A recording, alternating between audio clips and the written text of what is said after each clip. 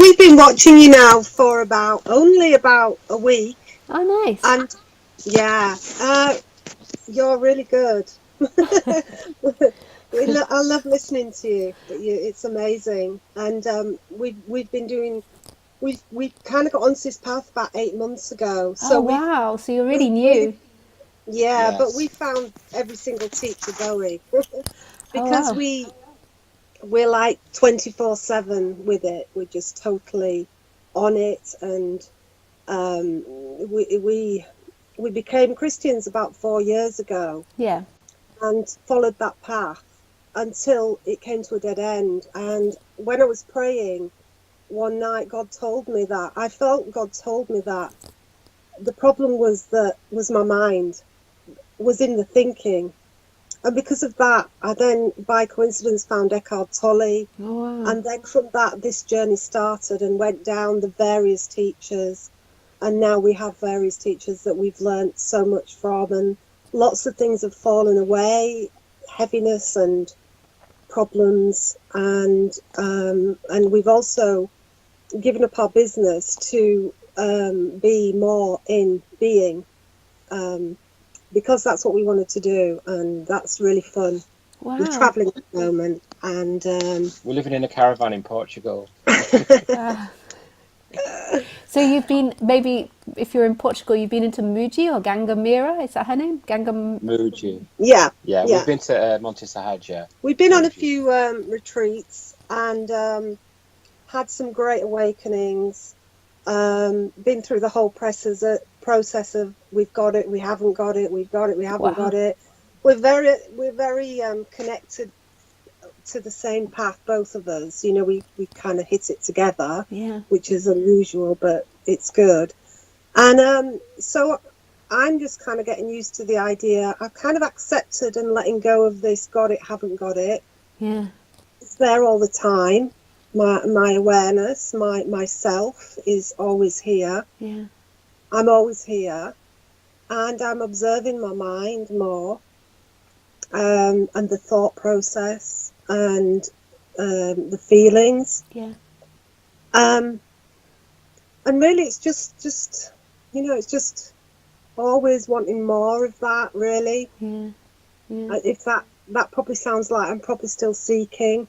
Yeah, but Um, that's okay. Like the acknowledgement that mm, there's still seeking energy there. There's still yeah, an energy looking.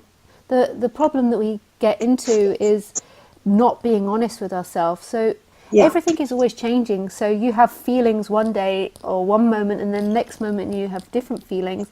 And it's never that we are something specific. We follow patterns, but we're never something specific. We're always in change, and we're always growing as on the human side of things, on the relative side of things. And so yeah. there'll be moments where you feel like there's less seeking there, or moments when you feel like there's more Yeah, seeking there. And just to that's right. recognize that and be totally honest with yourself. Because what the Yeah, mind wants to do, what the ego wants to do, is it wants to stay in, I've got it, I'm done, I never have to do this subject again, or I'm there, I'm enlightened. And that's just the mind, that's just the illusion trying to be something and trying to hold on to non-duality. And actually, mm, I always think that you have to go the other way around. Like, you have to always just be honest to what you are rather than listening to any stories of what you are. So in each moment when it comes up of the story, I have got it and I haven't got it, then you can just go back to the feeling and feel in the body and acknowledge in the body that there's an energy coming up of wanting something else now. And that's a yeah, habit that's been there for so many years. yeah, Like, we've been taught for since we went to school. Even our parents taught it. They weren't even aware of it. But since we mm, went to school, we were always taught that happiness is in the future. It's never here. It's Yeah. always about mm, something, a thing that you get in the future, whether it be success, whether it be a house, whether it be a car, or not as a kid, but as a kid it would be more mm, things like do well in your tests, or please the Mm. teacher, please the parent, eat all your food, yeah, whatever it might be, play nicely, your friends like you. And it's always about something else. So So when you do feel that energy come up of have or I haven't got it, my recommendation, well, you feel separate, ultimately there's nobody there, but well, you feel like you can do something, is just become aware of what's happening in the body and become aware of that seeking energy, because it's so connected to the body. You don't need to spend ages in it, but just acknowledging what's actually happening rather than living on the layer above that, which is your version of what's happening. And your version of what's happening is never true, because your version, it will be the mind version, the ego version, will be a version that's always trying to make you feel better about yourself or worse about yourself, depending on what it's identifying with. But it's never actually accurate as to what's going on. It's a story that the mind wants to tell because it's familiar or because it brings you more pleasure. So it could be a negative story. You've got it wrong. You always get it wrong because you're familiar with that. It's something your parents or school taught you. Or it could be a positive story of I've got it. See, I'm better than everybody else. It's always flicks between the two. Or both. Yeah, both flicking between them both. And so Yeah. when you acknowledge that story's going on, just feel where you feel that in your body.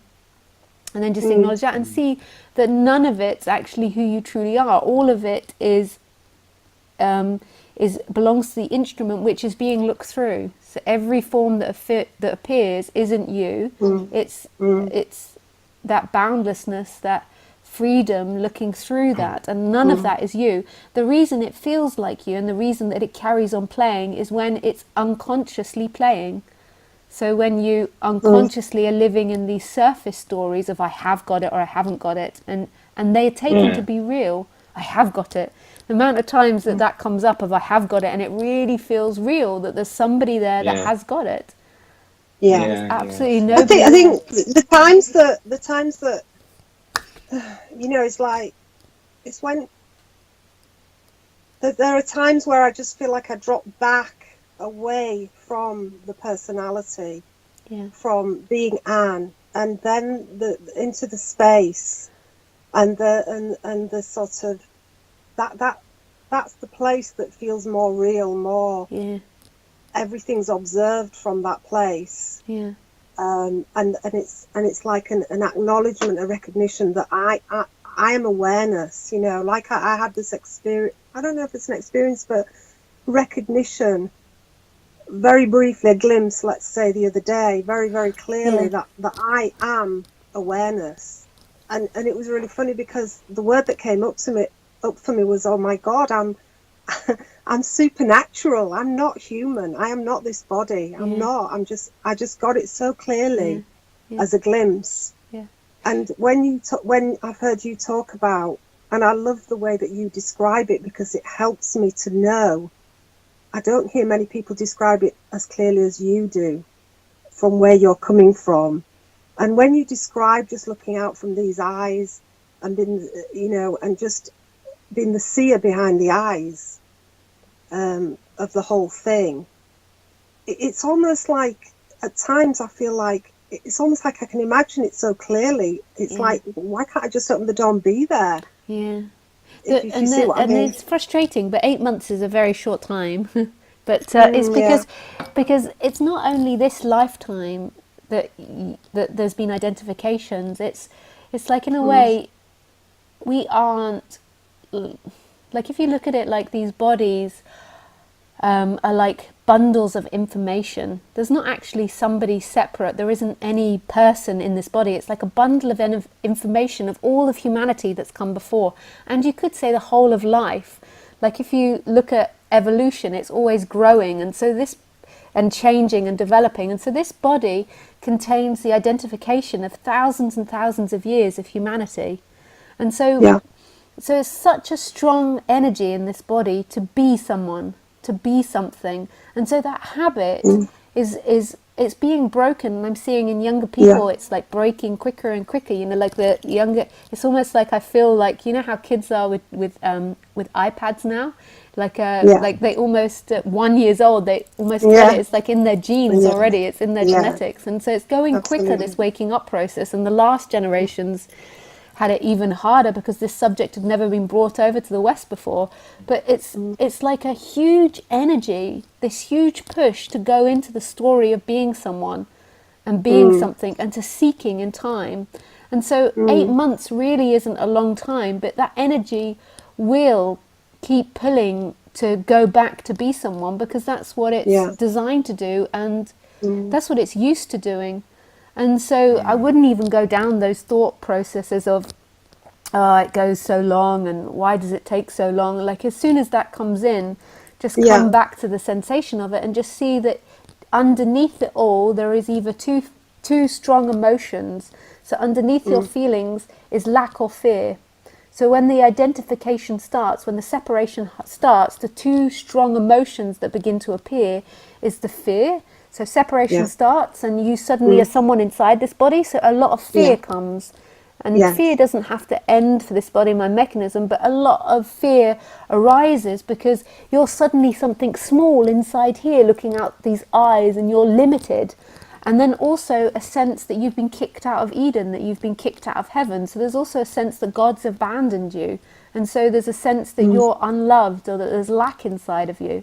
So you have these two strong emotions that arise. So when that strong story comes up of why is this still going? Why do I keep going back into the seeker? Notice that it's not actually interested in talking about the waking up process and liberation. What's actually happening is the seeker wants to stay in the story of lack, because it's used to that story and it's identified with lack. So it's used to feeling like it's not enough.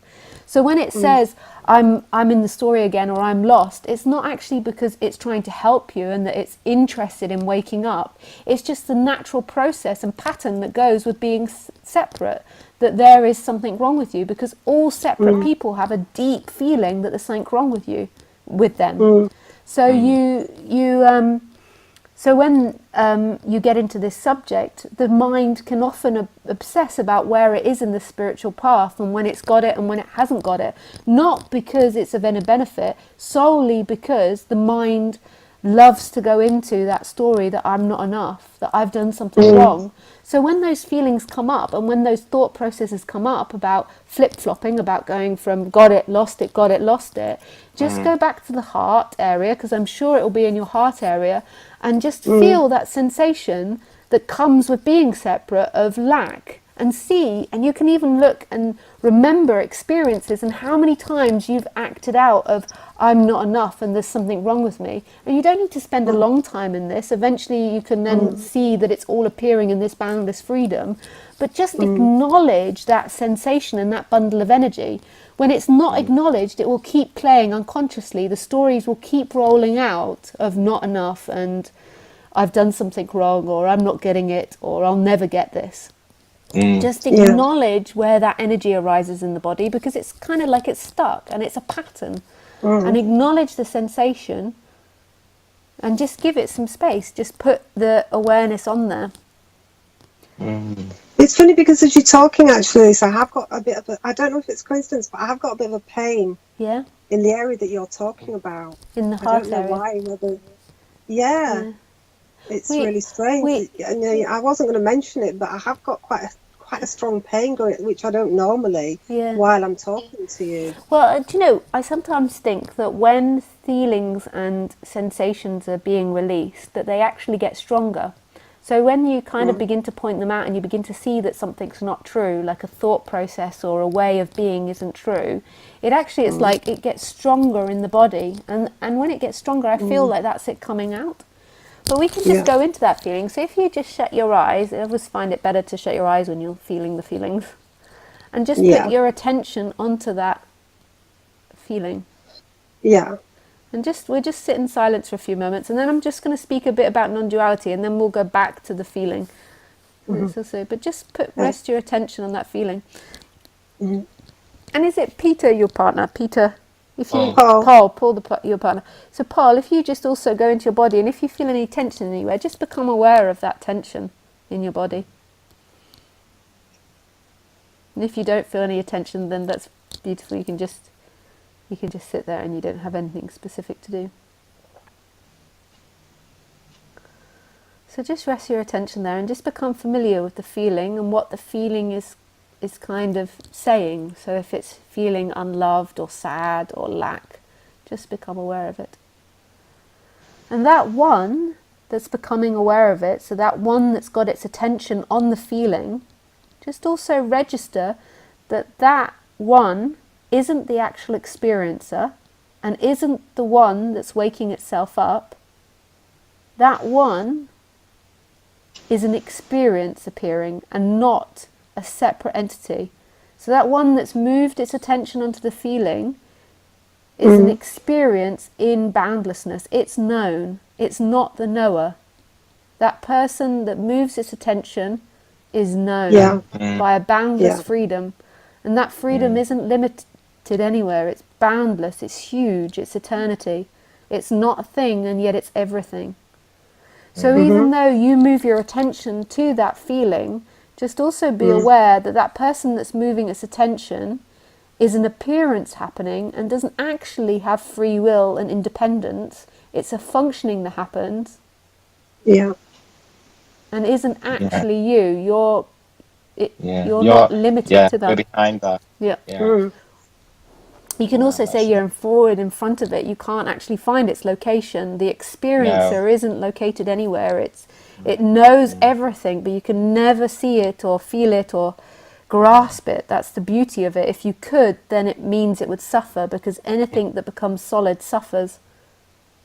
Like so if the experiencer was a solid thing in this world, it would suffer from the experiences in this world. But the fact that the experiencer isn't solid and isn't a thing, it's never affected by anything that appears in this. It loves everything, it accepts everything, it cannot be affected by anything. So just allow that to sink in and keep the attention. Even though I'm saying you keep the attention, ultimately you aren't a doer and you can't keep your attention there because there is no one, but a functioning responds to me saying it. Just like if I pick up my phone and I say to Siri in my phone, can you pull up this or that website, it can do that. That's the same as what's happening. That person that feels like it's moving the attention is responding automatically like that. So just to allow that feeling on there.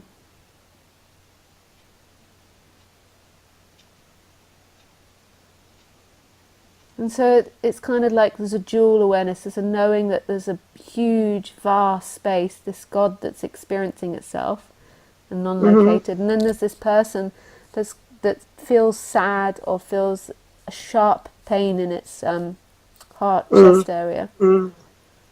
And when you're by yourself, or you can even do it now, just give yourself some time to do it alone so no one can hear you. If you feel like you can do it now, you're welcome to do it now. And I would allow it to spontaneously speak. And what I mean by that is just letting every thought, so while you have your attention there, every thought or feeling that comes up, just speak it out. Yeah. And this is a really beautiful thing to do, because often what we're doing as a separate person is we're not acknowledging what we feel and think. We're on top of that telling ourselves a story about what we feel and think. And so we're enforcing a new story. So if we feel sad underneath, we could possibly be telling ourselves a story of how happy we feel on top of that. So actually we feel uncomfortable, we feel angry, we feel sad. And on top of that, we tell ourselves a story about how beautiful or wonderful this is, because we want to be in that and we don't actually acknowledge what happens. And this is how the suffering gets more and more contracted.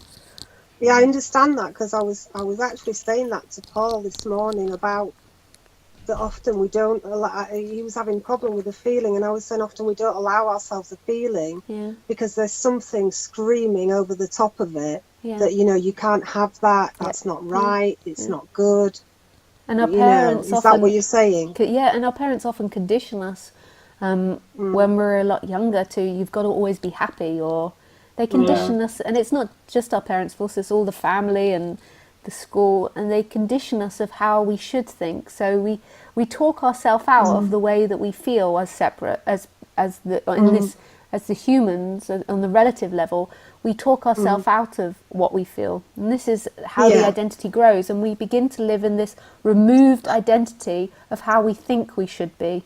And this one actually feels real, like we really feel and think this is real of how we should be. And so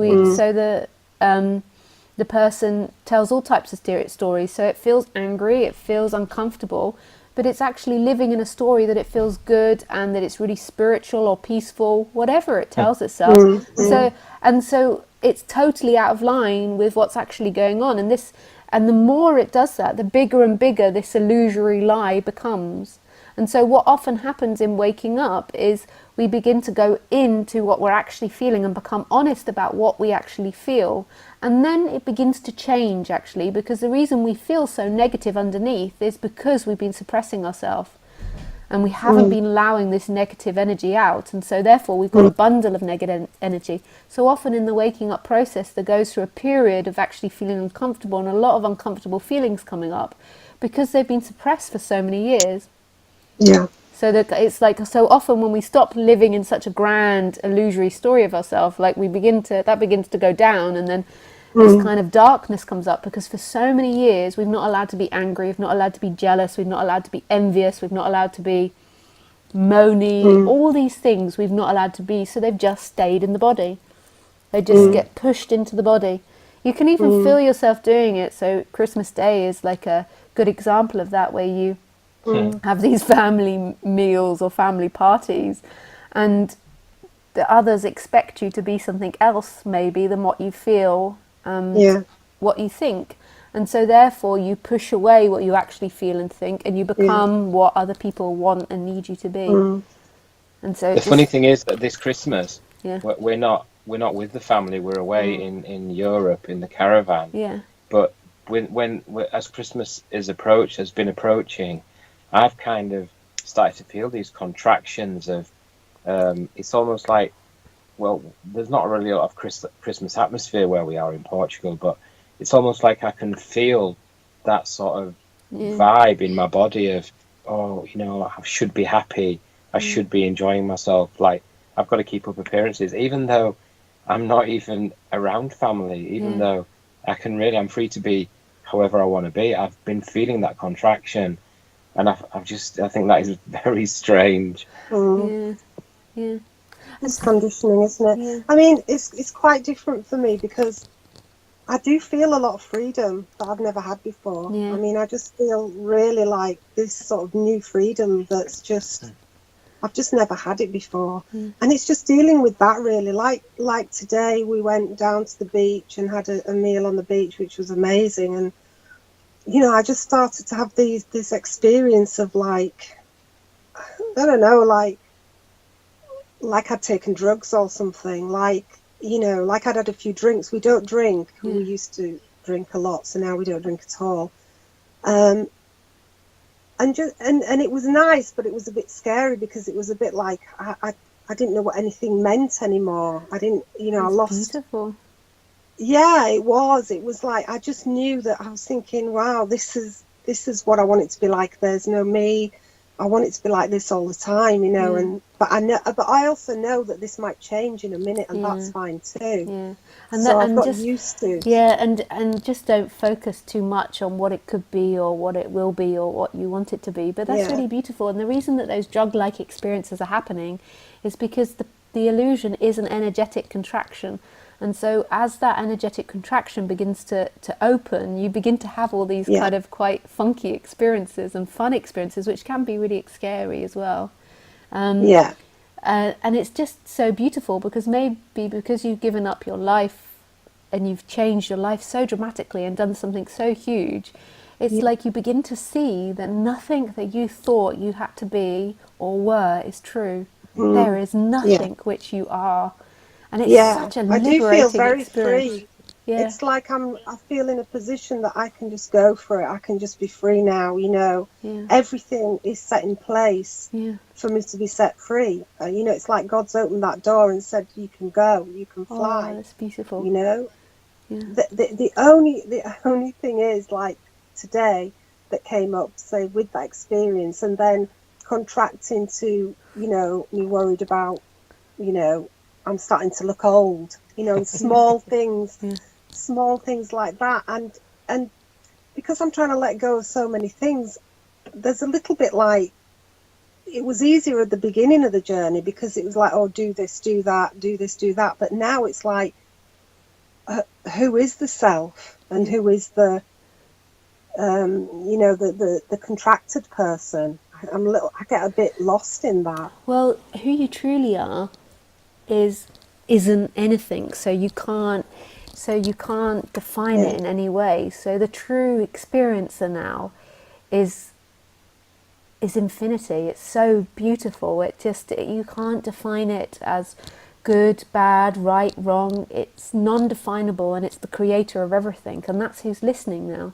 But there is a personality, and that personality has different qualities which that beingness looks through, and that personality is going to change dramatically, and that personality most probably feels like it's the one waking up, and so this is where the contraction and the expansion happens. It feels like it's the one that can free itself, or it's the one that's waking up. But actually, when you're having those experiences, you'll begin to realize that there is absolutely no one that can wake up. That personality, in a way, can stay the way it is. It can be a little bit neurotic, say, if it likes a clean caravan or a clean space, or it can be whatever personality it is. But that was always an experience appearing in the dream. And in a way, that character, like, we try to eradicate that person and think it's about eradicating that person, but it's actually the movement to that which is experiencing that person. But they often get mixed together, so there's a lot of therapy that goes on while waking up, because the person is releasing itself from, I don't know how old you are, but 30 years, say, of identification, 30 years of living a lie. So it's got many neurotic thoughts and ideas and belief systems. Even the idea that it has free will is a bizarre idea. So those sort of things are changing. So you see loads of change happen in the separate person. But who you truly are, that which is hearing this and that which is waking up, you will never see, you will never hear, you will never understand, you will never grasp, but yet it's everything that's here. It's the mind just goes and that will become more and more clear. But you'll find that you'll switch between two things happening. There'll be this waking up that's got nothing to do with you, and then there'll be this person that's doing things and growing on the personal level and changing on the personal level. And it will become more and more unclear over time that person doesn't wake up, but that person goes through a massive change while waking up happens. I do experience that happening, and and I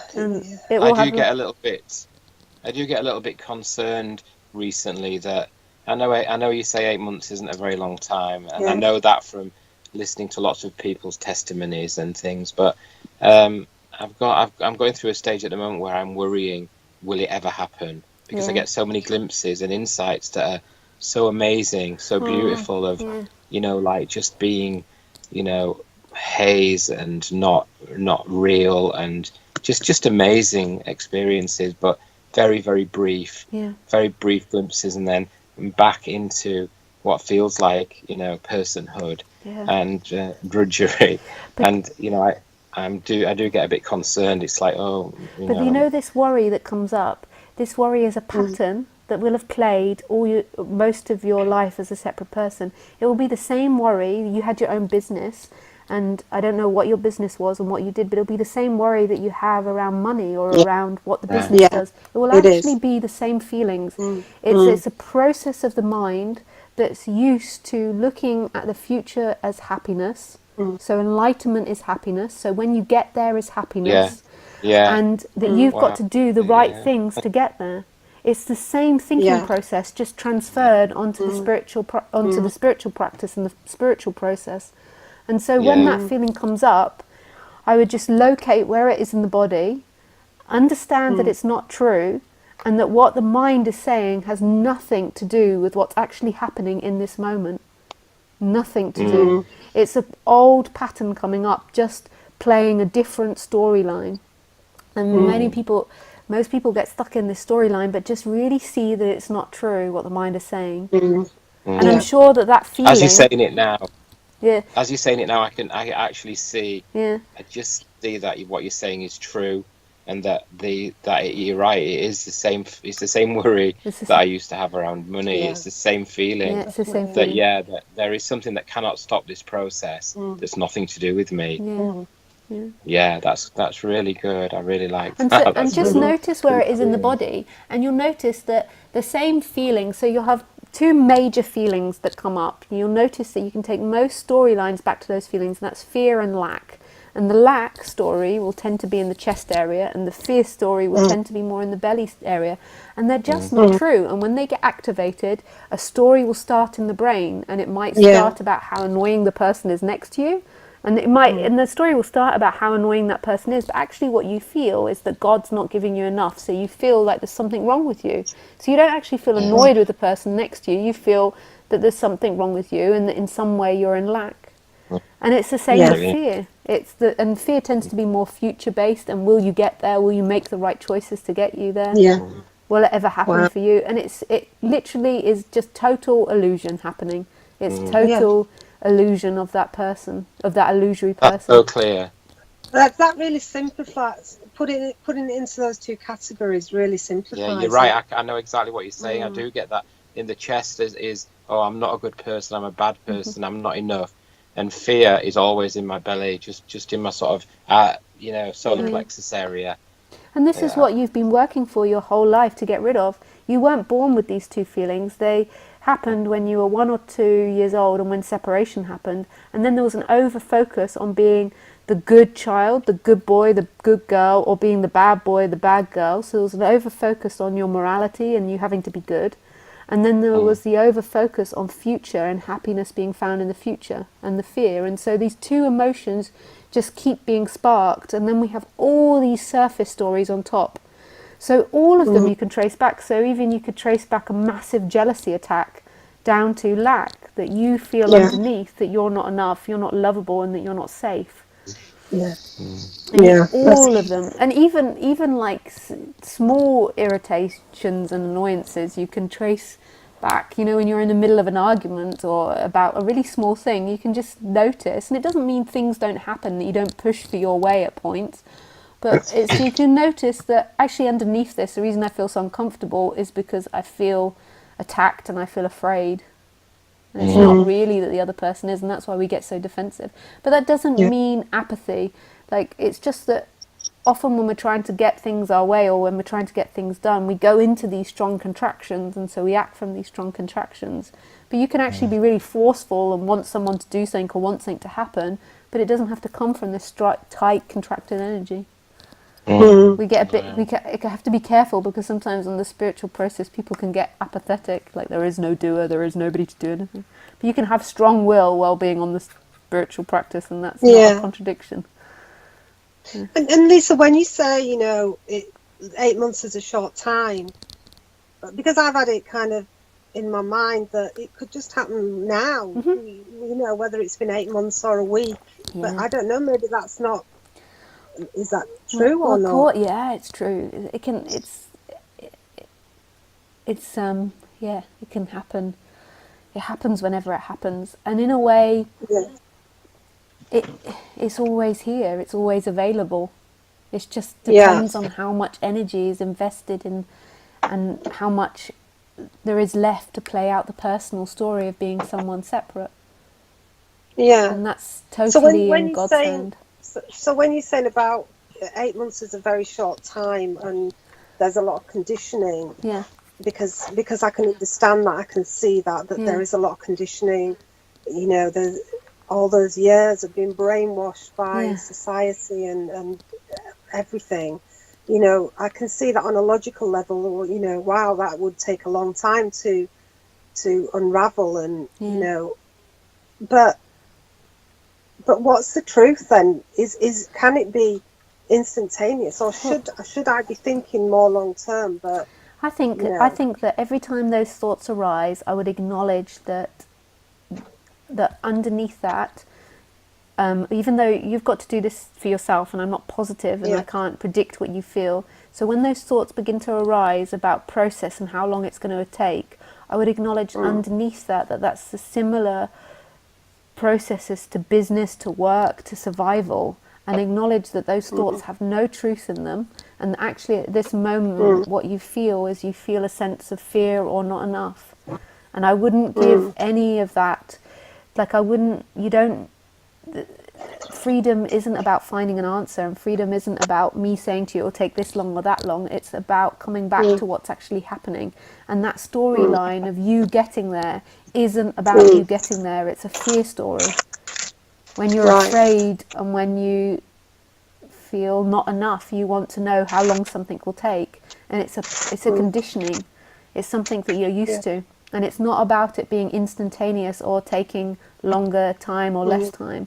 So rather than trying to find an answer as to whether it will take this amount of time or that amount of time, acknowledge the sensation that you're experiencing underneath it. Just acknowledge what you feel. That you feel afraid. So really what you're saying then is just to look at what your body's saying all the time. Not all the time. I wouldn't spend all the time on the body, but when there's a repetitive story going on and going around, acknowledge what's happening underneath that. Just acknowledge, because why nothing that we feel or think is true. Their thinking and feeling is something that's helped us survive, but it's not a truth about reality, and it's not a truth about survival, and it's not a truth about life. So it doesn't mean that thinking or feeling has to stop, but what happens is that you have a feeling and then you have a thought about how long it will take, and you believe that that thought is true, that there is a you there that has a certain amount of time to get somewhere. And just see that it's not true. It's not about getting an answer to that question about how long it will take or how many more months it will take. See what you feel underneath that, and just acknowledge that there's a feeling coming up of distrust, there's a feeling of coming up of fear, or whatever it is, and it might be a really small feeling, and then on a surface level the mind starts thinking, well, how long will this take? How many more years or how many more months do I have? And it's not true. Nothing you think and feel is true. But they kind of come up, and we're in this process of waking up, and we kind of begin to think, well, how long will it take? And really there's no answer. You know, Eckhart Tolle, he was 29 when it happened, and he hadn't really been into this subject. He didn't know anything about non-duality, and it happened spontaneously. He went into such darkness, it just cracked and broke. So there's never really an answer to it. Everybody's path is completely unique to that particular setup. Yeah, that's true. I mean, I suppose that because sometimes when people are talking, and when you've talked and you describe where you're looking from, what you see, your direct experience, a direct experiencer with no in between, and other people I've heard talking as well, and because it's like I can imagine it as if I've almost lived it in another life, as if I know that place. So if I know that place, I can't understand how I can imagine it, and I almost know what it's like. No, but you do know it, because that's all you've ever been. So you know exactly what everyone's talking about. It's just it's like a tiny illusion, the human illusion in the whole creation of this, because you are the whole creator of everything. The human illusion, even though it feels like it goes on for a long time, is like a tiny little drop in a massive ocean. And you do know this, because that's all you've ever been, and that's all you ever can be. It's home. So when somebody's speaking, you don't even need to imagine it. What's actually, then that's not even what's happening. You're not imagining it. What's happening is that there is a knowing so deep of something much greater than the person. And so when someone speaks about it or describes it, that knowing almost comes forward again. It's like the breaking in the clouds happen, and that light pours through.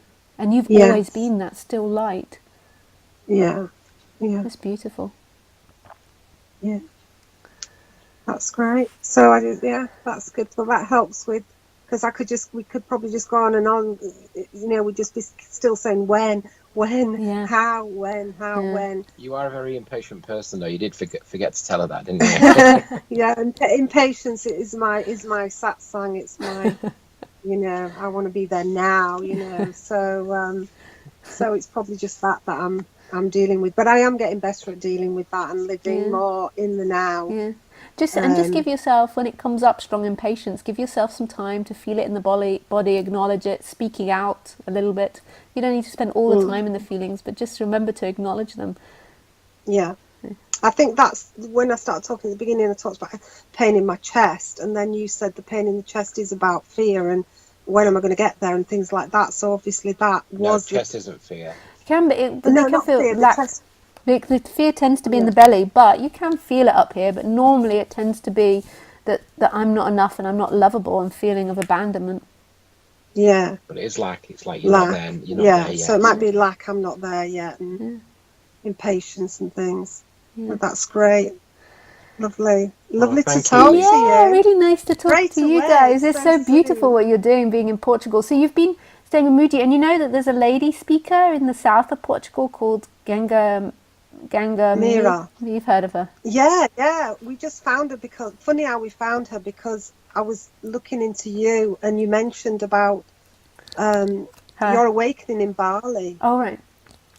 Yeah. And for some reason, I don't know how I did it, but I got a connection with Gangamira and Bali. And I thought, oh, maybe she was at Gangamira's satsang in Bali. No, I So I wasn't. traced No, it's But funny, isn't it, how yeah, these things happen. yeah, And then I traced Gangamira and found out she's an hour away from us. yeah, yeah, What a strange connection yeah. between those things, you know. But yeah, she's here too. And So we're just there's so totally few women voices out there of non-duality. So it's really beautiful that there's this really beautiful French. Well, she speaks English, but French lady that yeah. lives in the south of Portugal. So that's Oh, we'll really be going and looking at her. We're definitely going. yeah. And I think she does Want to meet her. talks every week in her house. Yeah, She does, yeah. a few a week Yeah. apparently, a few satsangs Yeah. a week. I've seen her on the internet. I mean, it's just such a blessing having people like you and Ganga and Muji Yeah. and all the others, Rupert Spear. I mean, we're just so blessed with all Yeah. these awakened beings. And And it's so I've much just felt easier. so When good. I was seeking, there wasn't the internet, so it was so much harder to find out about this stuff. So people are really lucky now because you just type We it into are. YouTube and then all these Yeah. speakers, so you can find Yeah. the Yeah. people, because it's really important to resonate with the speaker. Like you can listen on two levels. You can listen on the intellect, and that's valid to an extent, but Yeah. there can be this resonance, this heart resonance, and it's really important to find more, as many as you can, that make your heart resonate, that you, when they're speaking, you feel this Yeah. connection and this sense of love coming up, because your true nature Yeah. is love, and it's not a personal love, it's an impersonal love for nothing. And Yeah. and Yeah. when I was seeking, it was so hard finding speakers. It was really hard. Yeah. It's like you'd go to talks and then someone would tell you about this person and you'd be trying to find Yeah. out about this person. And there used to be a bookstore in London called Watkins Bookstore, and I used to go there and try and look through all the non-duality section. It was tiny, the non-duality section. So yeah, it's I like your amazing. tenacity If then. you'd have just held off 7 years, you'd have had all this information at your I fingertips. wouldn't you? know, I know. And it was funny You should have because I just- actually withdrew from the internet for quite a few years. I was living in a very remote part of Australia, and then when I came back to the internet, like I really didn't use the internet much. I need to stay in contact with family. It was amazing. It was like a massive, from 2006 I think it was to 2010, like a massive explosion of non-duality Wow. happened. It was massive. Did you not have a definite teacher then, or a? I did. I first of all started off in Buddhism, and I was connected with a Buddhist group called the Western Buddhist Order, but they're now called something else. And I was with them for 5 years, and I also studied Vipassana meditation as well. And then through that, I met somebody in the Buddhist group that gave me Eckhart Tolle's book and Ramesh Balsika's book. Ramesh Balsika's really. I haven't heard of that one. Ramesh Balsika, he was popular 20 years ago, but he's really not very well heard of now, but he used to be very popular. He was the translator of Nisargadatta Maharaj. So it's Really? I am He's that. amazing, yeah. So this friend of mine, this Buddhist friend of mine, gave me those books, and then through an Eckhart Tolle meetup group, I got a poster of a teacher called Nathan Gill, and then from Nathan Gill, I found out about a teacher called Tony Parsons, and then through Tony Parsons, I found out about Gangaji, but that was about all the teachers that I knew at the time. Like, it was so small. I'd never heard of Nisargadatta Maharaj or Ramana Maharshi, but those were the teachers. And so Gangaji would come to London, and then eventually I went to see Ramesh Balsekar in India, and I used to see Tony Parsons in India, but it was very much word of mouth and actually going to live talks. Rather than watching on the internet, and I'd buy CDs or not or tapes, cassettes I used to listen to. But it was all really hard to find.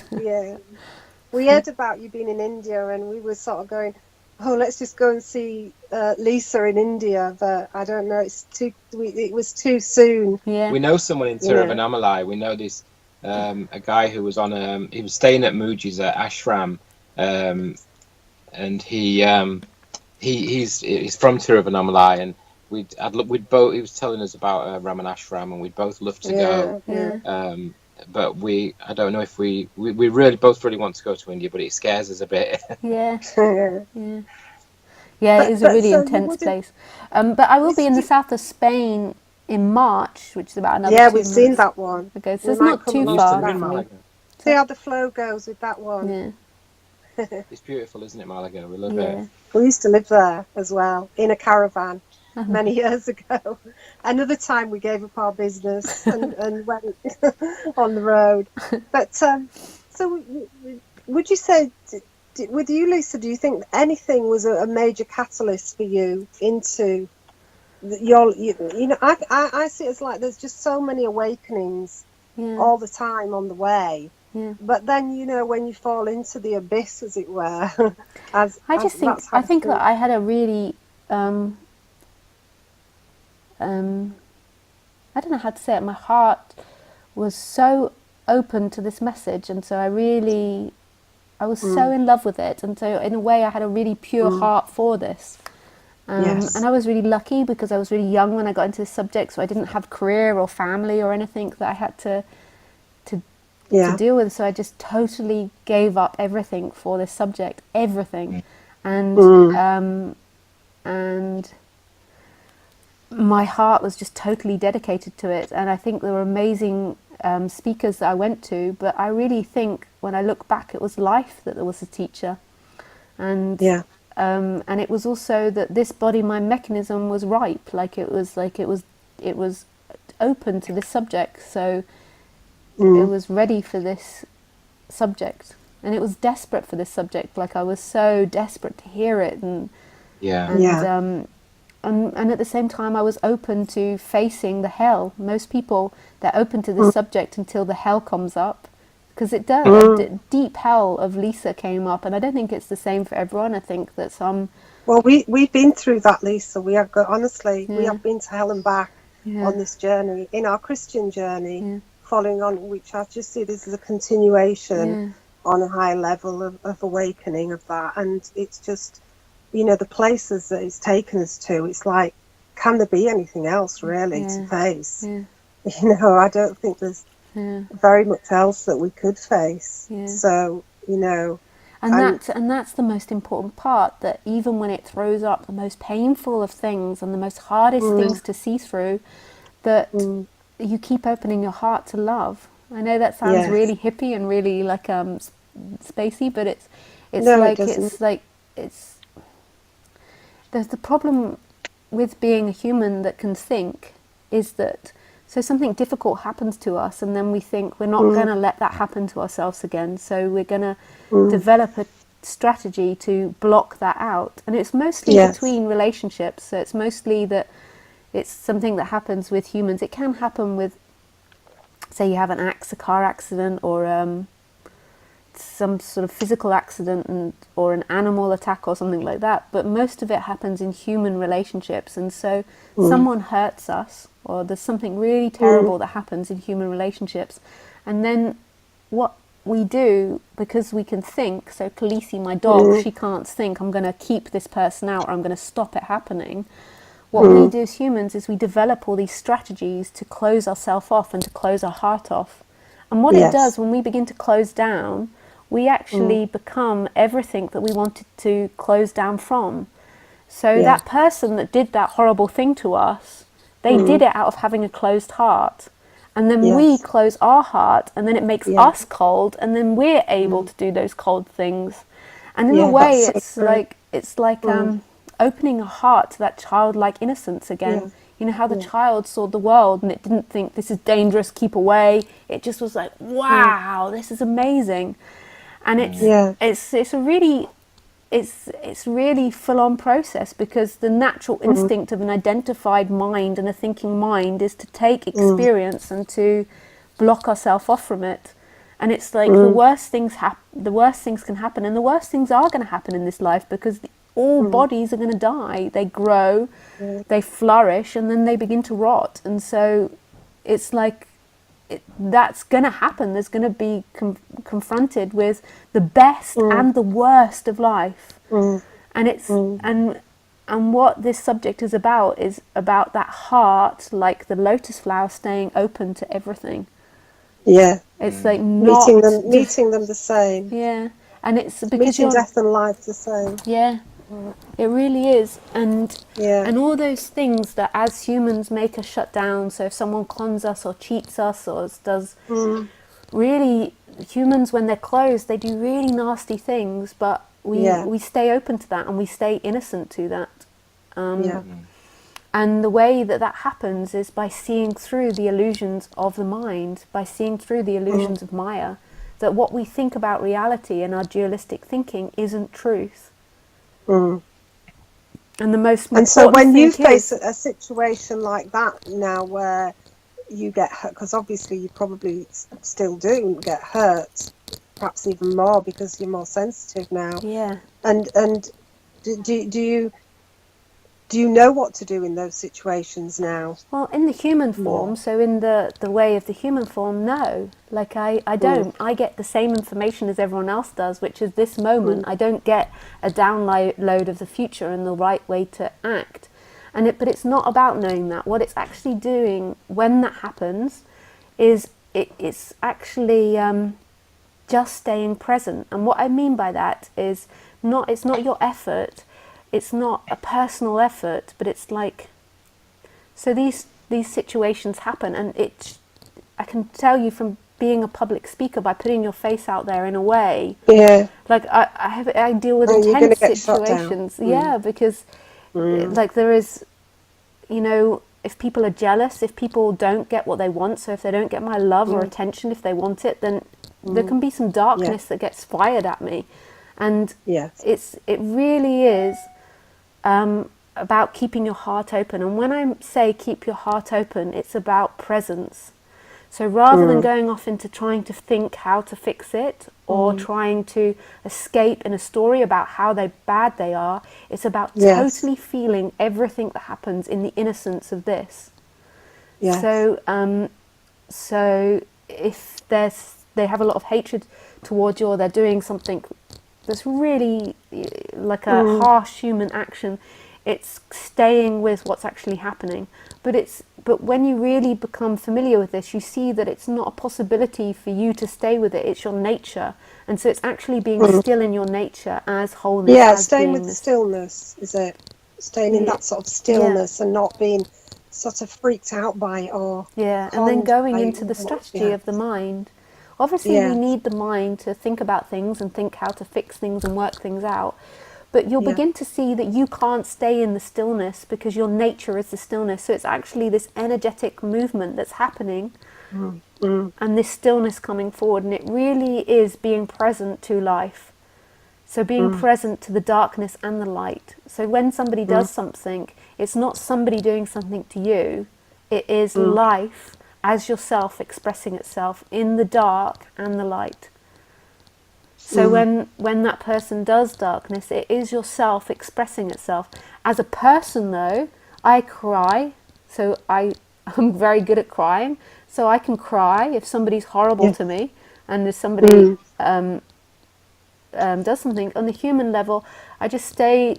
There is a staying with the feelings, and there can be a crying that happens. Like, crying's a great way of it coming out of the body, because sometimes people can be shocking, like the things that they do in order to try and protect themselves.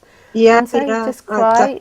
Like when I'm in India, I find it sad seeing the homeless people and the poor people, and I just stay present. But it's not even that I stay present, it's just that movement happened back to that stillness. So therefore there isn't somebody that's trying to escape reality and close off and close the heart. It just is staying open. Wow, amazing. Can I just ask you a question? Just on that subject of you seeing homeless people in India.